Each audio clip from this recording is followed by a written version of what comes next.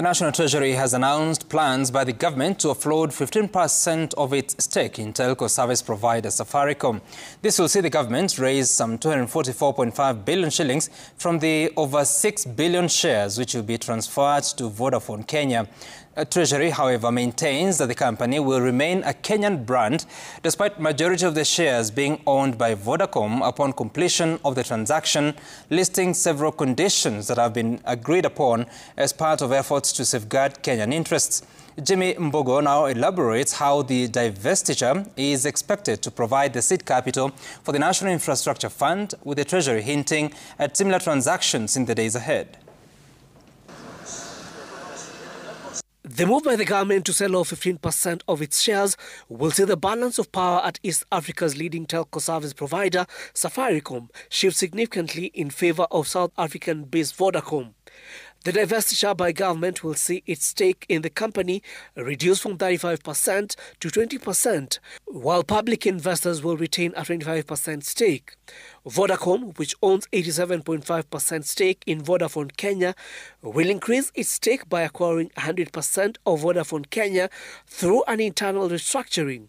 This will leave Vodacom with a controlling stake in the company of over 50%. Well, it will take our shareholding to just under 55%, because we're also buying the Vodafone stake as well.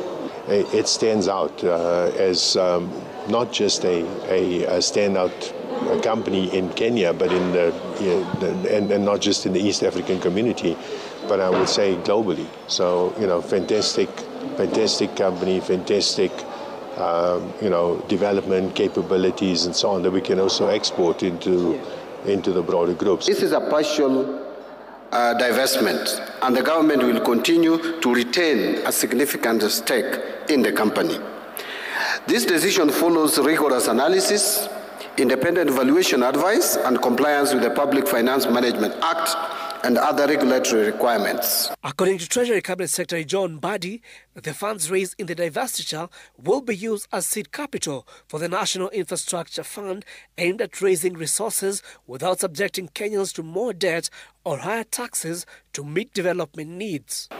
I urge Parliament, and more particularly National Assembly, to expedite the approval of the instruments required to establish the two funds, ensuring they are operational by the time the transfer occurs, so Kenyans can begin enjoying the benefits immediately.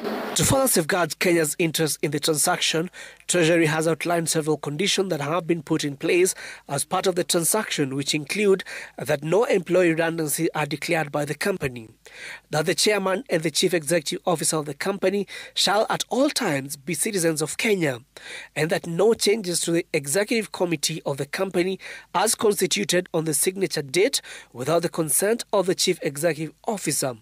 Further, prior to supporting any expansion outside Kenya, that the company shall consult the government of Kenya in respect to such expansion.